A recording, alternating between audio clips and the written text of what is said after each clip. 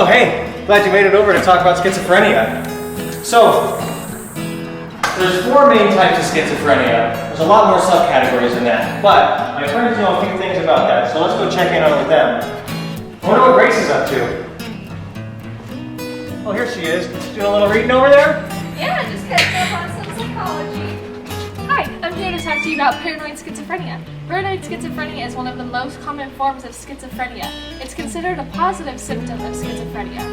People with this disease have a hard time living an everyday life like normal people.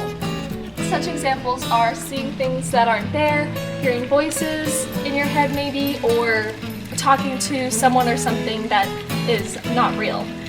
The paranoid schizophrenia affects the prefrontal cortex of the brain, which is this part right here. So people with this disease have less activity in their prefrontal cortex. Now, let's go head upstairs and see what Kat's up to.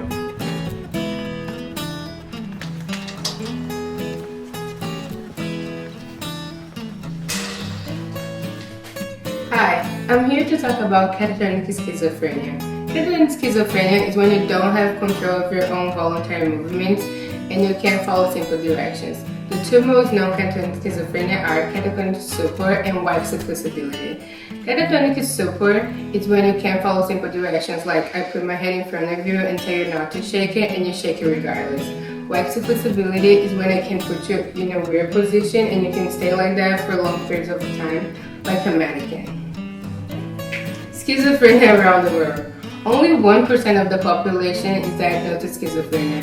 The highest ones being the Oceania, Middle East, and East Asia, and the lowest ones being Australia, Japan, and the United States.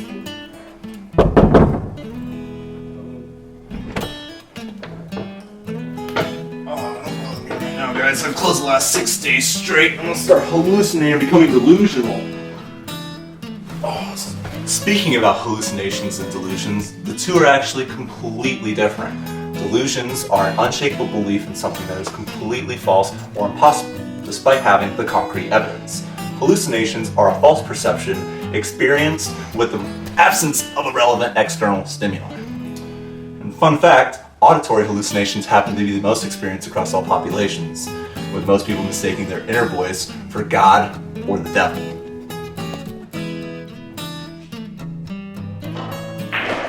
Schizoaffective disorder shares many characteristics with schizophrenia, such as hallucinations and delusions. Symptoms begin in the early 20s and both present the possibility of the flat effect, where one shows little to no emotion and facial expressions and even monotone speaking.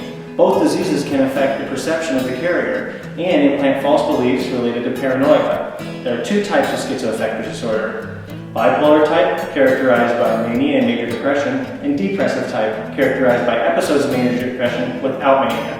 People with schizoaffective disorder still show signs of hindered cognitive abilities, but far less than schizoaffective disorder. Unlike schizophrenia, the psychotic symptoms come and go.